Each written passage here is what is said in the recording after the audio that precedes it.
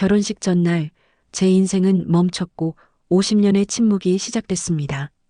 1947년 늦가을 충청도 작은 시골 마을. 아침 안개가 걷히면서 드러나는 황토길 위로 은주의 작은 발걸음이 바쁘게 움직였습니다.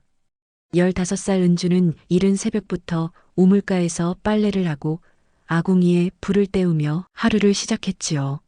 잠깐 이야기 시작 전 좋아요 한번 부탁드려요. 은주야, 빨리 해라. 손님들이 오기 전에 가게 정리부터 끝내야지. 아버지 김태수의 목소리가 안채에서 들려왔습니다. 마을에서 가장 큰 잡화점을 운영하는 그는 사람들 앞에서는 온화한 미소를 짓는 분이었어요. 마을 사람들은 김서방 참 복이 많아. 딸이 저리 야무지니까. 라며 부러워했습니다. 하지만 집안의 은주가 보는 아버지는 전혀 달랐지요. 아이고, 또 그러시네. 어머니의 한숨 섞인 목소리가 부엌에서 새어나왔습니다. 은주는 빨래방망이를 든 손을 잠시 멈추고 귀를 기울였어요. 어머니는 늘 그런 식으로 중얼거리다가 금세 입을 다물어 버렸습니다. 말해봐야 달라질 것은 없다는 걸 누구보다 잘 알고 있었으니까요. 은주는 초등학교 4학년까지만 다녔습니다. 남동생들은 중학교, 고등학교까지 보내주면서도 은주에게는 여자가 글을 많이 배우면 쓸데없는 생각만 는다며 학교 문을 막아버렸지요. 대신 집안일과 가게 일이 은주의 몫이 되었습니다. 은주야, 이것 좀 정리해놔라. 은주야, 손님한테 인사 제대로 해라. 은주야, 오늘 저녁은 뭐 할 거냐? 온종일 은주의 이름이 집안을 맴돌았습니다. 하지만 정작 은주 자신의 생각이나 감정을 묻는 사람은 아무도 없었어요. 은주는 그저 고개를 끄덕이고 네, 아버지 네, 어머니라고 대답하며 하루하루를 보냈습니다. 해질녘이면 은주는 혼자 뒷산으로 올라가곤 했습니다. 마을이 한눈에 내려다 보이는 그곳에서 은주는 멀리 펼쳐진 하늘을 바라보았지요. 저 너머에는 뭐가 있을까? 나도 언젠가는 이 마을을 벗어날 수 있을까? 은주의 가슴속에는 늘 막연한 그리움 같은 것이 자리 잡고 있었습니다. 책에서 읽은 서울 이야기, 라디오에서 흘러나오는 노래, 그리고 가끔 마을을 지나가는 자동차들. 모든 것이 은주에게는 다른 세계로 향하는 문처럼 느껴졌어요. 은주야. 어디 갔어?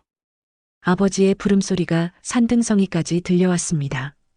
은주는 재빨리 일어나 집으로 향했어요. 늦으면 또 호된 꾸지람을 들어야 했으니까요. 집에 돌아온 은주는 저녁 준비를 했습니다. 남동생들은 학교에서 돌아와 마루에 앉아 숙제를 하고 있었고 아버지는 사랑방에서 다른 어른들과 담소를 나누고 계셨지요. 은주만 홀로 부엌에서 밥을 짓고 반찬을 준비했습니다. 누나, 물 좀 떠다 줘. 둘째 동생 철수가 무심히 말했습니다. 은주는 조용히 물을 떠다 주었어요. 동생들조차 은주를 당연한 존재로 여겼습니다. 언니가 모든 것을 해주는 것이 너무나 자연스러웠으니까요. 밤이 깊어갈수록 은주는 더욱 답답함을 느꼈습니다. 다른 집 딸들도 비슷하게 살았지만 은주는 유독 이런 삶이 견디기 어려웠어요. 책을 읽고 싶었고 더 많은 것을 배우고 싶었고 무엇보다 자신의 생각을 마음껏 표현하고 싶었습니다. 어느 일요일 마을 교회에서 작은 잔치가 열렸습니다. 은주는 어머니를 따라 교회에 갔지요. 평소보다 많은 사람들이 모여 있었고 그 중에서 낯선 얼굴의 젊은 남자가 눈에 띄었습니다. 저분은 누구세요? 은주가 옆에 앉은 아주머니에게 조심스럽게 물었습니다. 아, 저 청년? 서울에서 온 트럭 기사라네. 이재호 씨라고 하던가? 착한 청년이야. 이재호. 은주는 그 이름을 속으로 되뇌었습니다. 서울에서 온 사람이라니 그것만으로도 은주에게는 특별해 보였어요. 잔치가 끝날 무렵 재호가 은주에게 다가왔습니다. 안녕하세요. 저는 이재호라고 합니다. 그의 인사는 정중했습니다. 은주를 하나의 인격체로 대하는 그 태도가 은주에게는 낯설면서도 반가웠어요. 저는 김은주입니다. 은주의 목소리는 작고 떨렸습니다. 하지만 재호는 은주의 눈을 마주보며 환하게 웃었지요. 은주 씨, 혹시 서울 구경하고 싶지 않으세요? 언젠가 기회가 되면 보여드리고 싶어요. 그 한마디가 은주의 가슴을 뛰게 만들었습니다. 지금까지 아무도 은주에게 그런 말을 해준 적이 없었거든요. 은주 자신의 소망을 들어주고 그것을 이뤄주겠다고 말하는 사람은 처음이었습니다. 집으로 돌아가는 길, 은주의 마음은 설렘으로 가득했습니다. 재호의 따뜻한 눈빛, 정중한 말투, 그리고 서울 이야기까지 모든 것이 은주에게는 새로운 세상으로 향하는 열쇠처럼 느껴졌어요. 하지만 집에 도착한 순간 아버지의 차가운 시선이 은주를 기다리고 있었습니다. 누구랑 이야기하고 있었더냐? 그냥 교회 분들이랑요. 은주는 얼버무렸습니다. 아버지의 표정에서 뭔가 불길한 기운이 느껴졌거든요. 그날 밤 은주는 잠자리에 누워 재호를 생각했습니다. 그리고 처음으로 자신의 미래에 대해 구체적으로 꿈꾸기 시작했어요. 이 답답한 집을 벗어나 서울로 가는 것, 자유롭게 살아가는 것, 그리고 누군가로부터 진정한 존중을 받으며 사는 것. 하지만 은주는 아직 몰랐습니다. 자신이 꿈꾸는 탈출의 길 앞에 어떤 시련이 기다리고 있는지를, 그리고 가장 믿었던 사람으로부터 가장 큰 상처를 받게 될 것임을. 재호와의 만남이 있은 지 석 달이 흘렀습니다. 그 사이 재호는 마을을 자주 드나들었고 은주와의 만남도 조심스럽게 이어졌지요. 마을 사람들은 서울 총각이 우리 은주를 좋아한다더라며 수군거렸습니다. 어느 겨울날 저녁 재호가 김태수를 찾아왔습니다. 정중하게 허리를 굽히며 말씀드렸지요. 아버님, 은주 씨와 결혼하고 싶습니다. 정식으로 허락을 구하러 왔습니다. 태수는 담배를 한 모금 깊이 빨아들였습니다. 그리고는 재호를 위아래로 훑어보더니 고개를 끄덕였어요. 자네가 그 서울 트럭 기사로군. 돈은 얼마나 버나? 한 달에 3만 원 정도 벌고 있습니다. 성실하게 일하고 있어서 사장님도 믿고 맡기시고요. 그럼 언제 치겠나? 태수의 승낙은 예상보다 쉬웠습니다. 재호는 기뻐하며 인사를 드렸고 은주 역시 꿈만 같았어요. 드디어 이 집을 벗어날 수 있다는 희망이 현실이 되는 순간이었으니까요. 결혼 준비는 바쁘게 진행되었습니다. 마을 아주머니들이 도와주셔서 이불과 옷가지를 준비했고 교회에서 간소한 예식을 올리기로 했지요. 은주는 처음으로 자신을 위한 일들이 벌어지는 것에 설렘을 감출 수 없었습니다. 누나, 정말 서울로 가는 거야? 막내 동생 영호가 부러운 듯 물었습니다. 은주는 미소를 지으며 고개를 끄덕였어요. 응, 재호 오빠가 서울 구경도 시켜준다고 했어. 나도 나중에 서울로 놀러 갈게. 꼭 놀러와. 은주와 영호의 대화를 듣고 있던 어머니가 한숨을 쉬었습니다. 은주야, 시집 가면 남편 말 잘 듣고 살아야 해. 여자는 그게 도리란다. 네, 어머니. 은주는 고분고분하게 대답했지만 속으로는 다른 생각을 하고 있었어요. 재호는 지금까지 만난 어떤 남자와도 달랐습니다. 은주의 말에 귀 기울여 주었고 의견을 물어보기도 했거든요. 분명 결혼 후의 삶도 지금과는 다를 거라고 믿었습니다. 결혼식 전날 밤이었습니다. 은주는 내일이면 이 집을 떠난다는 생각에 잠을 이룰 수 없었어요. 마루에 나와 앉아 별을 바라보고 있는데 아버지가 다가왔습니다. 은주야, 아버지랑 이야기 좀 하자. 태수의 목소리는 평소보다 낮았습니다. 은주는 고개를 들어 아버지를 바라보았어요. 네, 아버지. 내일이면 시집을 가는구나. 아버지가 그동안 엄하게 키워서 고생 많았지? 태수가 은주 옆에 앉았습니다. 이런 부드러운 아버지의 모습은 처음이었어요. 은주는 어색해하며 대답했습니다. 아니에요, 아버지. 은주야, 아버지가 할 말이 있다. 여자가 시집을 가면 남편과 해야 할 일들이 있단다. 태수의 말에 은주는 얼굴이 빨갛게 달아올랐습니다. 그런 이야기는 어머니가 해주시는 거라고 생각했는데 아버지가 직접 꺼내시니 당황스러웠어요. 아버지가 미리 가르쳐 줄게. 그래야 내일부터 남편한테 부끄럽지 않을 거 아니냐. 태수는 일어나서 은주의 손을 잡았습니다. 은주는 본능적으로 뭔가 잘못되었다는 걸 느꼈어요. 아버지의 눈빛이 평소와 달랐거든요. 아버지, 저는 조용히 해. 아버지 말 안 듣겠다는 거냐? 태수의 목소리에 위협이 섞였습니다. 은주는 몸이 굳어졌어요. 어릴 때부터 아버지의 그런 목소리를 들으면 거역할 수 없다는 걸 몸이 기억하고 있었습니다. 그 후의 시간은 은주에게 악몽 같았습니다. 태수는 아버지가 가르쳐 주는 것이라는 말로 은주에게 돌이킬 수 없는 상처를 남겼어요.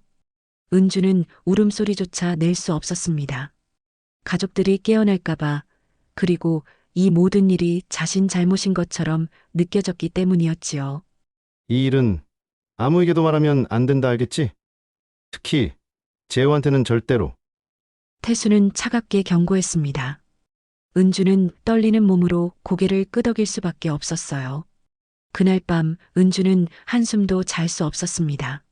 몸과 마음에 남겨진 상처는 너무나 깊었고 무엇보다 내일 재호 앞에 어떤 얼굴로 서야 할지 알 수 없었어요. 이런 일이 있었는데 어떻게 결혼을 해? 재호 오빠가 알면 뭐라고 할까? 하지만 말할 수도 없었습니다. 아버지의 위협도 무서웠지만 무엇보다 이런 일을 당한 자신이 더럽다고 느껴졌거든요. 재호가 자신을 버릴지도 모른다는 두려움이 앞섰습니다. 다음 날 아침 결혼식이 시작되었습니다. 마을 사람들이 모두 모여서 축복해 주었고 재호는 환한 미소를 지으며 은주를 바라보았어요. 은주 씨, 행복하게 해드릴게요. 재호의 진심 어린 말에 은주는 눈물이 났습니다. 하지만 그 눈물의 의미를 아무도 알 수 없었지요. 기쁨의 눈물로 보였을 테니까요. 예식이 끝나고 사진을 찍을 때 은주는 억지로 미소를 지었습니다. 하지만 그 미소 뒤에는 깊은 절망이 숨어 있었어요. 어젯밤의 일로 인해 은주의 세계는 완전히 무너져 버렸으니까요. 신혼집으로 가는 길 재호가 말했습니다. 은주 씨, 어디 아프세요? 안색이 좋지 않아 보이는데. 아니에요. 그냥 긴장돼서 그래요. 은주는 애써 웃으며 대답했습니다. 재호를 속이는 것이 죄스러웠지만 진실을 말할 용기는 없었어요. 2달 후 은주는 임신 사실을 알게 되었습니다.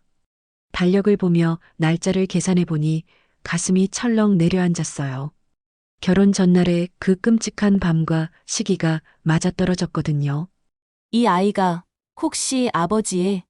은주는 그 생각만으로도 온몸이 떨렸습니다. 하지만 확신할 수는 없었어요. 재호와의 첫날 밤도 있었으니까요. 은주는 이 비밀을 가슴 깊이 묻어두기로 했습니다. 재호는 임신 소식에 기뻐했습니다. 은주 씨, 정말 고마워요. 우리에게 아이가 생기다니.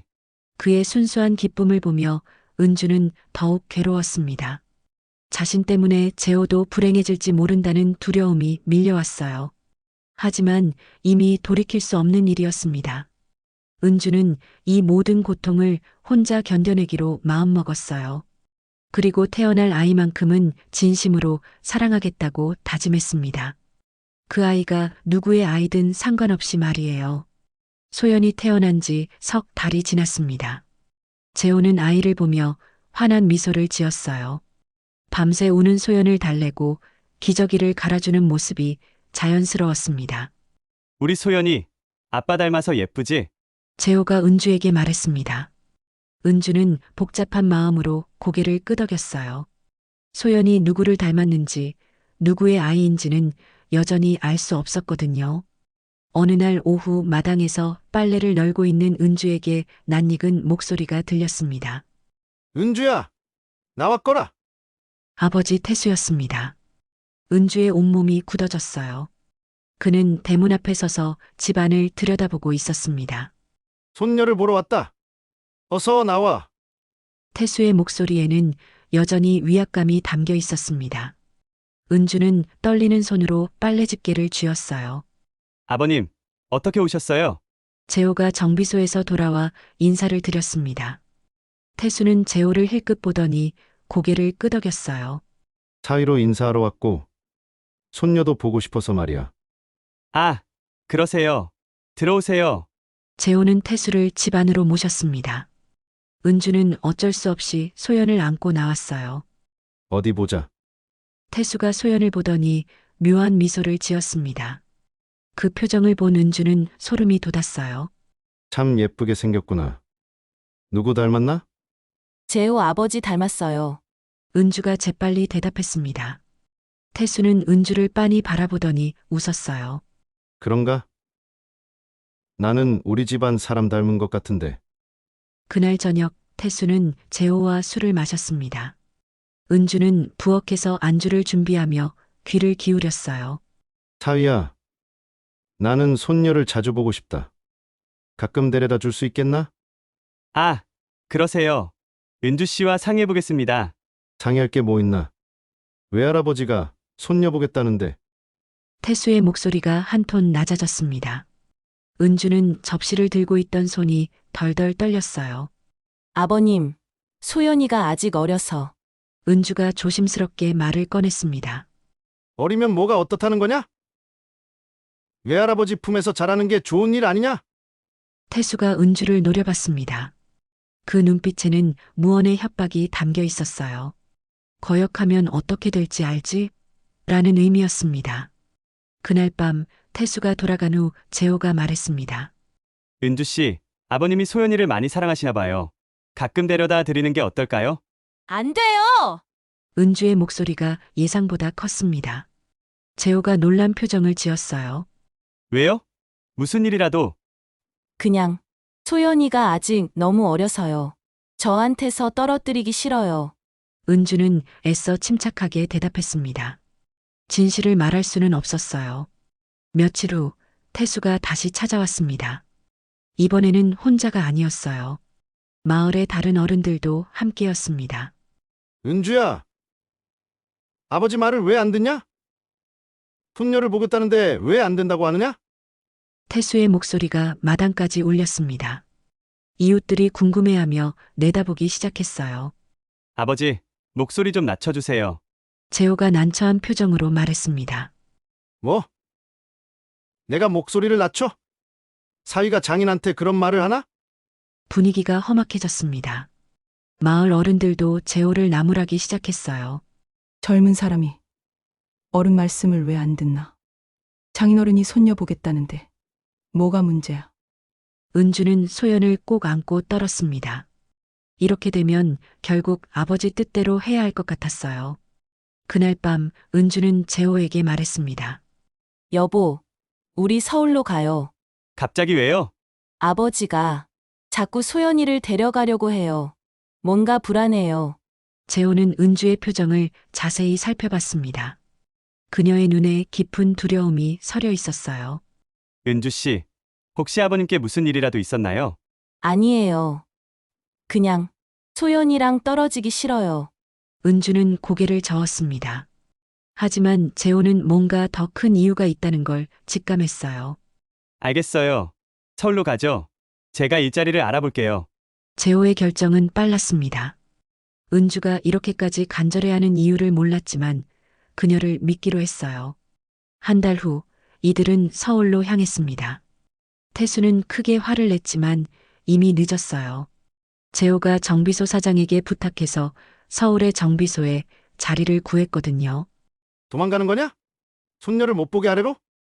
태수가 마지막까지 소리쳤지만 은주는 돌아보지 않았습니다. 서울 생활은 녹록지 않았습니다. 작은 월세방에서 셋이 살림을 차렸어요. 재호는 새벽부터 밤늦게까지 일했고 은주는 집에서 빵을 구워 근처 상점에 납품했습니다. 은주 씨, 힘들지 않아요?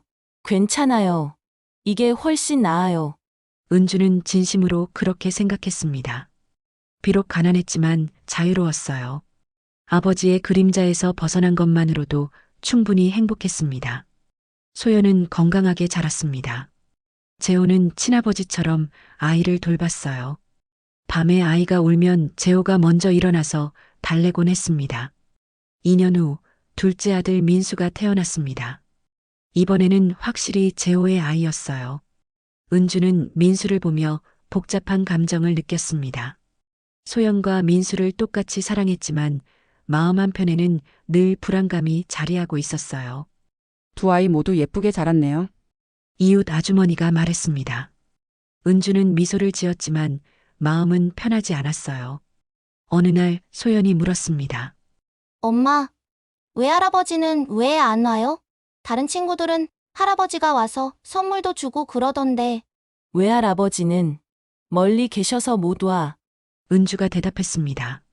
소연은 고개를 끄덕이며 더 묻지 않았어요. 하지만 은주의 불안은 계속되었습니다. 밤에 잠들기 전이면 늘 같은 생각이 들었어요. 아버지가 혹시 우리를 찾아올까? 소연이가 크면 진실을 알게 될까? 재호는 은주의 불안을 눈치챘지만 깊이 묻지 않았습니다. 대신 더욱 열심히 일해서 가족을 지키려고 했어요. 은주 씨, 우리 조금씩 돈을 모아서 집을 사요. 그러면 더 안정될 거예요. 정말요? 우리가 집을 살 수 있을까요? 물론이에요. 우리가 이렇게 열심히 사는데 못할 게 뭐 있어요. 재호의 말에 은주는 희망을 품었습니다. 하지만 여전히 가슴 한구석에는 어두운 그림자가 드리워져 있었어요. 과거는 그렇게 쉽게 지워지지 않았으니까요. 그래도 은주는 매일 아침 일어나서 아이들을 돌보고 빵을 굽고 재호를 기다렸습니다. 이 평범한 일상이 언젠가는 진짜 평화가 될 수 있을 거라고 믿으면서 말이에요. 25년이 흘렀습니다. 소연은 서울의 한 종합병원에서 간호사로 일하고 있었어요. 성실하고 따뜻한 성품으로 환자들과 동료들에게 사랑받는 간호사였습니다. 소연아, 오늘 야근 괜찮지? 선배 간호사가 물었습니다. 네, 괜찮아요. 제가 할게요. 소연은 언제나 그랬듯 웃으며 대답했어요. 은주가 키운 대로 남을 먼저 생각하는 아이였습니다. 그해 봄 소연은 정형외과 의사 현우와 약혼했습니다. 현우는 온화하고 성실한 사람이었어요. 소연을 진심으로 아끼고 존중했습니다. 어머니, 현우 오빠가 이번 주말에 정식으로 인사드리러 온대요. 소연이 집에 와서 말했습니다. 은주는 기뻤어요. 딸이 좋은 사람 만나서 행복하게 살 수 있다는 것이 가장 큰 소망이었거든요. 그래, 우리 소연이 정말 좋은 사람 만났구나. 재호도 흡족해했습니다. 소연을 친딸처럼 키워온 그였기에 누구보다 기뻤어요. 결혼 준비가 한창이던 어느 날이었습니다. 소연이 창백한 얼굴로 집에 왔어요. 소연아, 어디 아프냐? 얼굴이 하얗구나. 은주가 걱정스럽게 물었습니다. 엄마, 말씀드릴 게 있어요. 소연의 목소리가 떨렸습니다. 은주는 불길한 예감이 들었어요. 무슨 말이니? 앉아서 차근차근 말해봐. 은주가 소연을 소파에 앉히고 물을 떠다 주었습니다. 엄마, 저 임신했어요. 뭐라고? 은주가 깜짝 놀랐습니다. 결혼 전 임신이라니 예상하지 못한 일이었어요. 그런데 현우 오빠 아이가 아니에요. 소연의 다음 말에 은주는 머리가 하얗게 변했습니다. 그럼 누구? 외할아버지요. 순간 은주의 세상이 무너져 내렸습니다. 25년 전 자신이 당했던 그 끔찍한 일이 딸에게도 반복된 것이었어요. 언제? 어떻게? 은주의 목소리는 간신히 나왔습니다. 작년 추석 때 고향에 갔을 때요. 외할아버지가 저를 따로 부르시더니 소연이 울음을 터뜨렸습니다. 은주는 딸을 꼭 안아주었어요. 자신과 똑같은 일을 당한 딸이 너무나 불쌍했습니다. 왜 그때 말하지 않았니? 무서웠어요. 그리고 제가 잘못한 건 아닌지 계속 생각하게 됐어요. 소연의 말에 은주의 마음이 찢어졌습니다. 자신이 25년 전에 느꼈던 그 감정을 딸도 똑같이 겪고 있었거든요. 그날 저녁 재호가 퇴근하자 은주는 모든 것을 털어놓았습니다. 여보, 들어보세요. 소연이가 은주가 소연의 고백을 전했습니다. 재호는 분노로 주먹을 떨었어요. 그 악마 같은 자식이. 재호는 거의 25년 만에 처음으로 욕을 했습니다. 그만큼 화가 났던 거예요. 그런데 여보, 저도 고백할 게 있어요. 은주가 떨리는 목소리로 말했습니다. 뭔가요? 사실은 소연이도 그때 그 사람한테 당한 거예요. 결혼 전날 밤에 은주는 25년간 가슴에 묻어두었던 비밀을 처음으로 털어놓았습니다. 재호는 충격을 받아 한동안 말을 하지 못했어요. 그러니까 소연이는 네. 아버지 아이일 수도 있어요. 하지만 당신이 친아버지예요. 당신이 키우셨고 당신이 사랑해 주셨으니까요. 은주가 재호의 손을 꼭 잡았습니다. 재호는 눈물을 흘렸어요. 은주 씨, 그동안 얼마나 힘들었어요. 왜 혼자 견뎌냈어요? 말할 수 없었어요. 당신을 잃을까 봐 무서웠어요. 다음 날 현우가 찾아왔습니다. 소연이 모든 것을 고백했던 거예요. 어머님, 아버님, 안녕하세요. 현우는 평소처럼 정중하게 인사했습니다. 하지만 그의 얼굴에는 깊은 고민이 서려 있었어요. 현우야, 앉아라. 재호가 말했습니다. 소연이에게서 다 들었습니다. 저는 소연이와 아이를 모두 받아들이겠습니다. 현우의 말에 은주와 재호는 눈물을 흘렸습니다. 현우야, 소연이는 잘못이 없습니다. 그리고 아이도 마찬가지고요. 저는 소연이를 사랑합니다. 그것만으로 충분해요. 현우의 눈에도 눈물이 맺혔습니다. 고맙다. 정말 고맙다. 재호가 현우의 손을 잡으며 말했습니다. 그날 밤 가족들이 함께 앉아 이야기했습니다.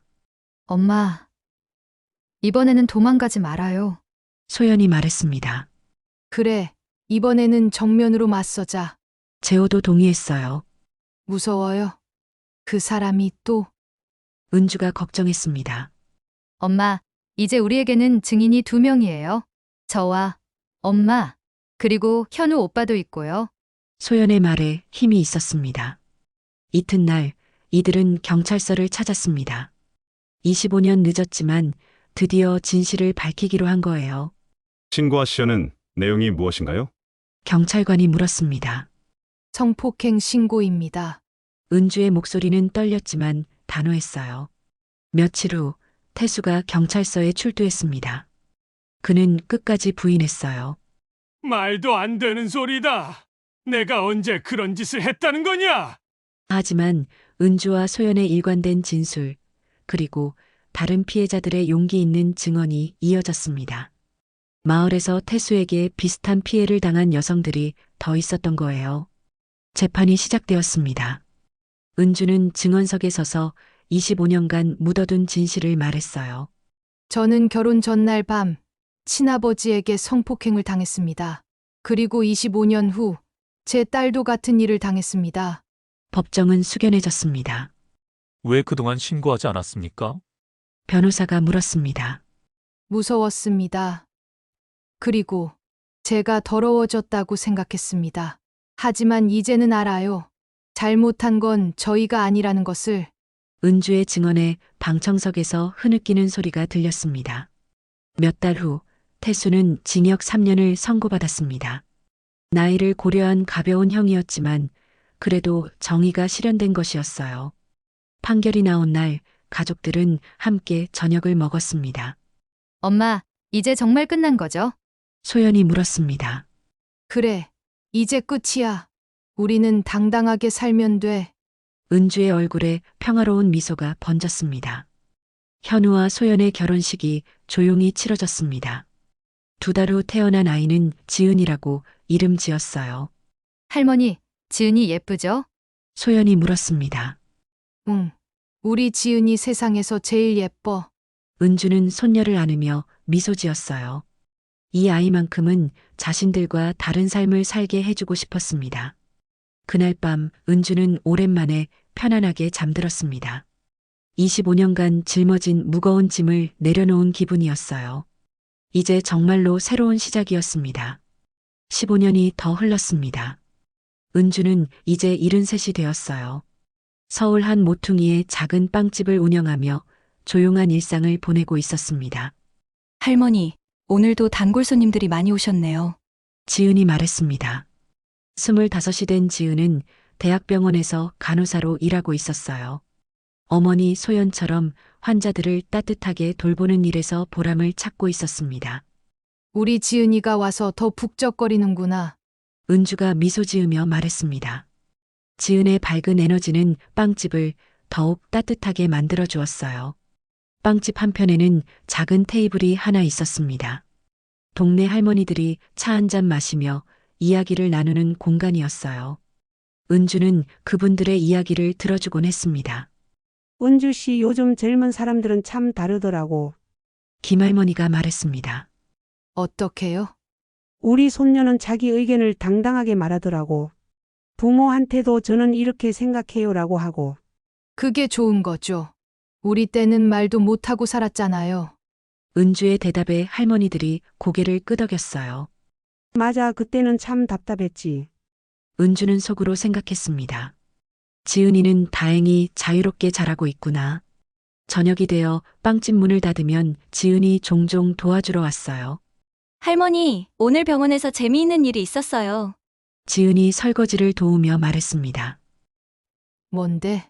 한 할머니가 수술 받기 전에 무서워하시더라고요.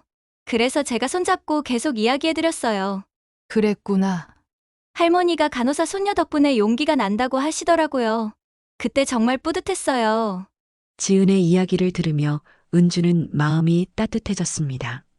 자신과 소연이 겪은 아픔이 지은에게는 남을 돌보는 마음으로 바뀌었다는 게 신기했어요. 주말이면 가족들이 모였습니다. 재호는 70이 넘었지만 여전히 건강했어요.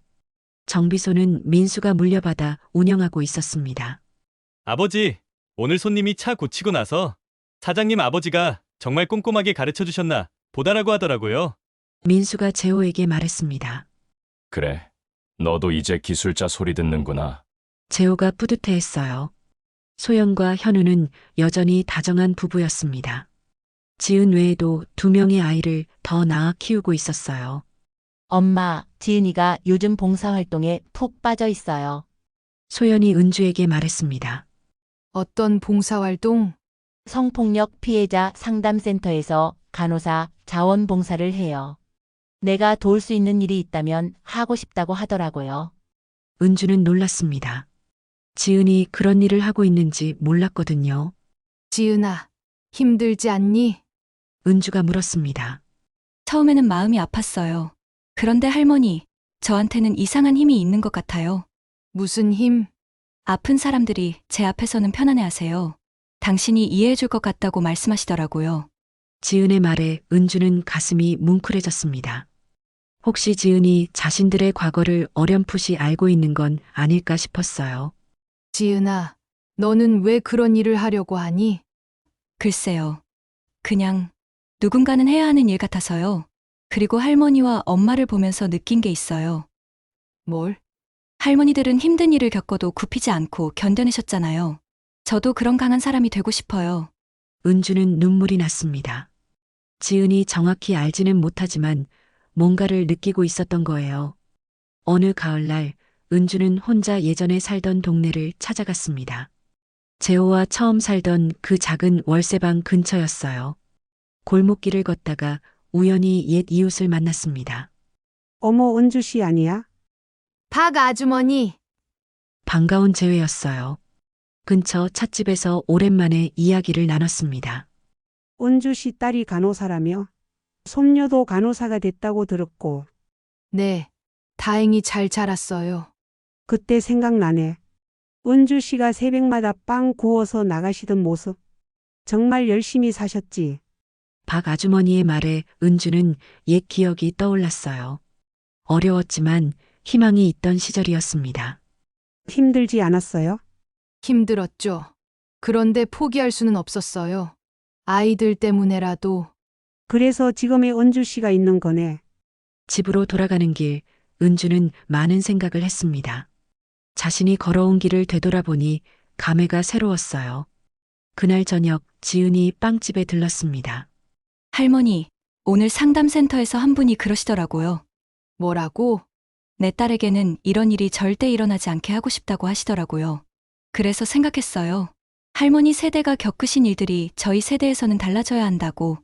지은의 말에 은주는 고개를 끄덕였습니다. 그래, 너희는 다르게 살아야 해. 할머니, 제가 봉사활동을 하는 진짜 이유를 말씀드릴게요. 지은이 진지하게 말했습니다. 뭔데? 할머니와 엄마가 무언가 깊은 아픔을 갖고 계신다는 걸 어릴 때부터 느꼈어요. 정확히는 몰라도 뭔가 있다는 건 알겠더라고요. 은주는 놀랐습니다. 지은이 정말로 알고 있었던 거예요. 그래서 생각했어요. 할머니가 못다한 이야기, 엄마가 혼자 삼킨 아픔들을 제가 다른 분들께 나눠드리고 싶다고. 지은의 말에 은주는 가슴이 벅찼습니다. 지은아, 할머니, 괜찮으세요? 저는 할머니와 엄마가 자랑스러워요. 그 어려움을 이겨내고 저희를 이렇게 키워주셔서. 그날 밤 은주는 오랜만에 일기를 썼습니다. 오늘 지은이와 이야기를 하면서 깨달았다. 우리의 아픔이 헛되지 않았구나. 그 아픔 위에서 지은이 같은 아이가 자랐으니까. 지은이는 우리가 못한 말들을 대신 해주고 있다. 우리가 받지 못한 위로를 다른 사람들에게 건네주고 있다. 며칠 후 가족들이 모두 모인 자리에서 은주가 말했습니다. 모두들 고맙다. 정말 고맙다. 엄마, 갑자기 왜 그러세요? 소연이 물었습니다. 그냥 우리가 이렇게 함께 있다는 게 기적 같아서. 재호가 은주의 손을 잡았습니다. 은주 씨, 우리 정말 잘 버텨냈어요. 그래요, 아빠. 우리 모두 잘 버텨냈어요. 지은이 말했습니다. 그날 밤 은주는 마지막 일기를 썼습니다.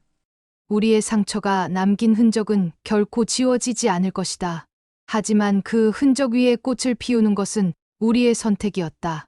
소연이는 자신의 아픔을 딛고 다른 환자들을 돌보는 간호사가 되었고, 지은이는 상처받은 사람들에게 위로가 되는 사람으로 자라났다. 재호는 끝까지 우리 곁에 있어 주었고, 민수는 성실한 아버지가 되었다. 이것이 우리가 만들어낸 기적이다. 은주는 펜을 내려놓고 창밖을 바라봤습니다. 달빛이 조용히 내리고 있었어요. 마음이 평온했습니다. 처음으로, 정말 처음으로 완전한 평화를 느끼고 있었습니다. 이야기가 좋으셨다면 구독과 좋아요 부탁드립니다.